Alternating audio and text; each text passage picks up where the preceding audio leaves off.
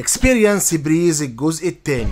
احنا دلوقتي في الممشى بتاع اكسبيرينس بريز على البحر على طول. ممشى جميل ورائع والبحر حوالينا بيمتاز في هنا شعاب مرجانيه.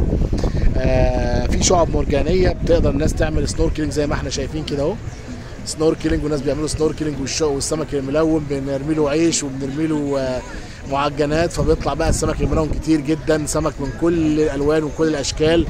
فدي من احدى مميزات فندق اكسبيرينس بريز. وانت في المكان ما تحتاجش تطلع بره رحلات يخت عشان تعمل سنوركلينج. لا، لو عايز تعمل سنوركلينج ممكن تقدر تعمل سنوركلينج، وعاملين لك مكان محدد اهوت بالبالون والاحبال تقدر تعمل منه سنوركلينج زي ما انت عاوز وتشوف السمك الملون الجميل. هنا الشعاب المرجانيه تحتينا على طول اهي، تحتينا على طول اصحابي، والناس بتعمل سنوركلينج مبسوطه جدا. وده الممشى، ده الممشى زي ما احنا شايفين كده اهوت. وده الفندق اللي ورايا ده الفندق على طول. تحفه بصراحه اكسبيرينس بريز. البحر بتاعه يجنن وممشى جميل جدا. ومن اهم مميزاته كمان في الشاطئ ان هو زي ما قلت قبل كده مصاطب، وتقدر تقعد عليه وتشوف البحر من اكتر من ارتفاع. بنفكركم اصحابي بالجزء الاول من عرضنا لفندق اكسبيرينس بريز، وازاي ان هو فندق جميل متميز مليان بالخضره والبسينات الجميله. هو 5 نجوم، خدمته متميزه. واتكلمنا عن الريسبشن بتاعه والتحف الجميله اللي فيه والاستقبال الرائع بتاعه والاماكن الجميله الوسيره للجلوس والقعاد والانتظار. بالنسبه طبعا للجست في نت قلنا بس اكسترا، وفي بار يوبار دوت بيشتغل بعد الفطار وبيقعد لحد بالليل الساعة 12. اتكلمنا عن الغرف بتاعته الجميلة، منها الفردين ومنها ال3 أفراد، وازاي هو بيهتم جدا بالمظهر وانك انت تشوف بعينك الجمال وتحسه، وازاي التراس بتاعه واطلالاته الجميلة على البحر زي ما احنا شايفين التراس الممتع اللي احنا شايفينه. بص على البحر الأحمر الجميل في خليج القرش، الحمامات النظيفة. اتكلمنا عن المطعم بتاعه الجميل كمان اللي بيقدم وجبات متميزة، 3 وجبات على مدار اليوم، وازاي انه مطعم متسع وشاسع جدا ومنظم ومرتب جدا جدا جدا.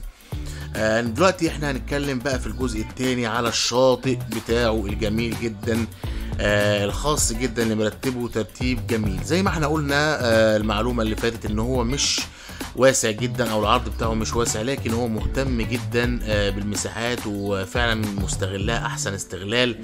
مقسم الشاطئ بمصاطب. هنا كان في ادوات غطس وصيد وسنوركلينج في مكان بيأجر الحاجات دي على الشاطئ نفسه. هنا على الشمال كده بتأجرها وتقدر تنزل تعمل سنوركلينج زي ما احنا قلنا. الشاطئ متدرج مصاطب تقدر تقعد فيه فوق وبرضه تشوف البحر وتقعد فيه على مساحات مختلفة. وهنا الدي جي وهنا البار اللي بيقدم السناكس والمشروبات المنعشة طول النهار بيخص منطقة الشاطئ. زي ما احنا شايفين جمال نظافة، شезлونجات جميلة طبعا ليك بشاكير وهنا بقى المنظر كده كأنه تركيا او لبنان. حبيت اجيبه لكم كده، المية مع الخضرة مع الجبال، بصراحة تناسق في المنظر وكأنها لوحة فنان، لوحة الخالق الجميل. منظر جميل جدا. ده الممشى بتاعه طويل عشان الناس اللي عايزة تركب البنانة والتيوبة وتعمل سنوركل وتنزل المية. هو مريح لهم الموضوع ده خالص انهم يمشوا. هنا ليه منزل الالعاب المائية تقدر تركبها من هنا، وكمان تقدر تنزل البحر وتستمتع بيه من هنا.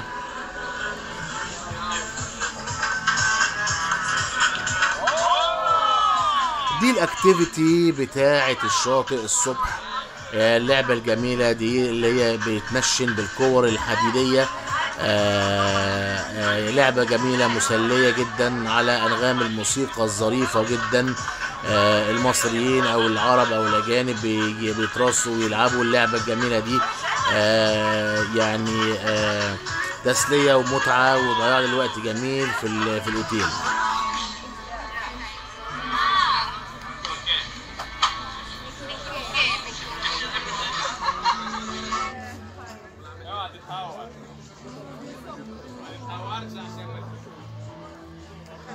كمان مش اول انكلوسيف الخدمه هناك يور سيلف، لا في ويترات كتير منتشرين في المكان كله، اللي بتطلب منهم برضه الناس المسترخيه اللي مش عايزين يقوموا ولا يتحركوا ولا يروحوا الباب، يطلبوا منهم ويجيبوا لهم. ده اول بسين بعد البحر على طول. انا طبعا بصور الصبح بقى عشان يعني الاحراج والناس اللي بتبقى على البسينات وكده.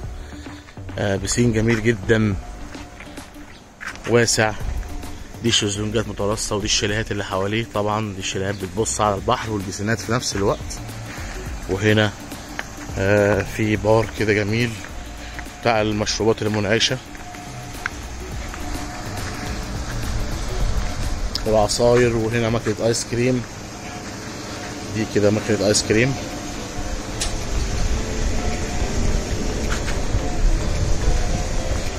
وهنا مكان للجاكوزي، ده مختص كده زي جاكوزي، بيبقى فيه ميه كده بتديك كده انعاش وانتعاش كده زي تدليك. والبريدج الجميل دوت ومتوصل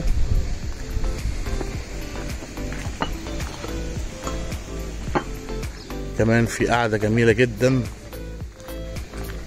ده هنا الشاطئ اهو، ده الشاطئ على هيئة مصاطب كده جميلة. انت ممكن تقعد في الشاطئ براحتك ويعني على سطح اعلى من بعضيها وتشوف الشاطئ براحتك.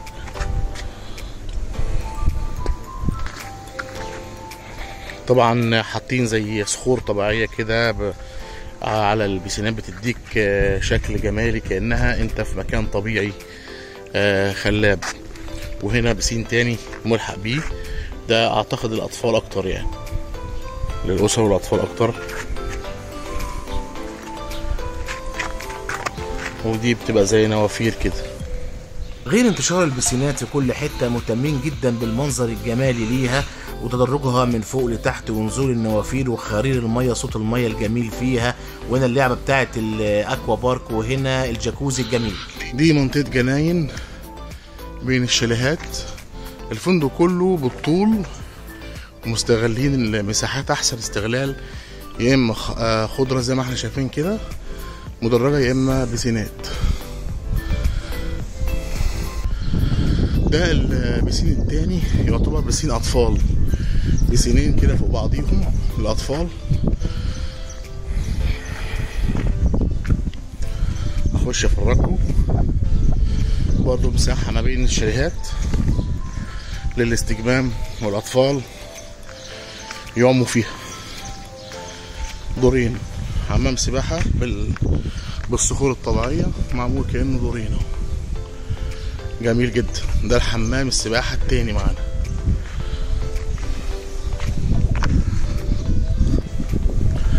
ده حمام السباحه التالت، برضو مسافه كده بين الشاليهات جميله، وحمام سباحه جميل جدا. دي نوافير بتبقى شغاله برضو، بس بتبدا طبعا احنا الساعه 6:30 الصبح، فما فيش حاجه اشتغلت. وهنا مكان للباربيكيو والشاوي اللي عايز يأجره وعاوز يشوي، وساعات الفندق بيستخدمه. فحمام سباحه لذيذ جدا وهادي وجميل. بيحبوا اكتر الاجانب، بيحبوا يبلوا جسمهم كده ويقعدوا في الشمس ياخدوا التان، فلذيذ جدا. وفي كام نافوره كده حلوين من غير صخب ولا حاجه يعني.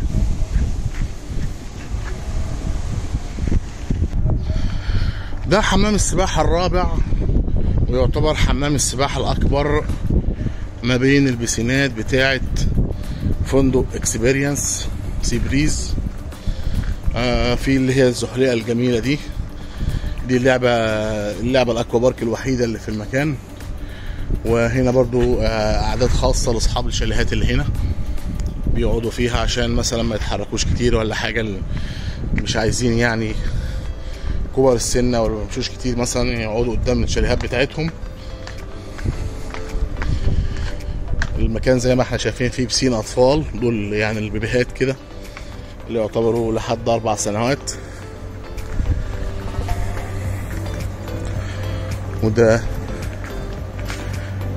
البسين الكبير اللي هناك، ده السلم بتاع الالعاب المائيه، وده اللي هي الزحليات بتاعت اللعبه الوحيده اللي موجوده بتاعت الاكوا بارك اللي في المكان. برضو مدخل كده صخري كده، صخور صناعيه جميله ومنظر جميل. هنا الكشك بتاع البشاكير برضو بيقدم مشروبات منعشه. يبقى كده الفندق فيه 4 بيسينات، منهم 2 كبار، الاول اللي على البحر وده اللي فيه اللعبه المائيه، وهنا برضو بار بيقدم المشروبات.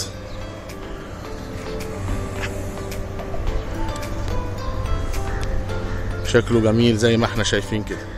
برضو اللي هناك دي سواء دي سواء دي سواء دي نوافير جميله جدا، اصورها لكم بالليل بتبقى تحفه. ده كمان حمام سباحه برضو ما بين الشاليهات، خاص بالشاليهات دي، جميل جدا. يعتبر كده 5 بقى حمامات سباحه، انا ما كنتش واخد بالي منه.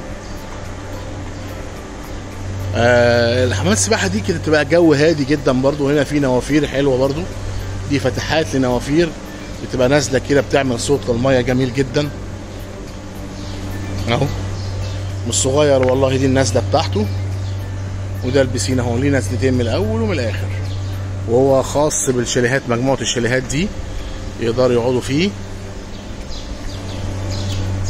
من غير بقى الناس اللي هي عايزه حبه هدوء وحمام سباحه وخلاص، من غير ما العاب مائيه ومن غير صخب ولا دوشه. فكده يعتبر ايه الفندق فيه 5 حمامات سباحه زي ما احنا شايفين، مش 4.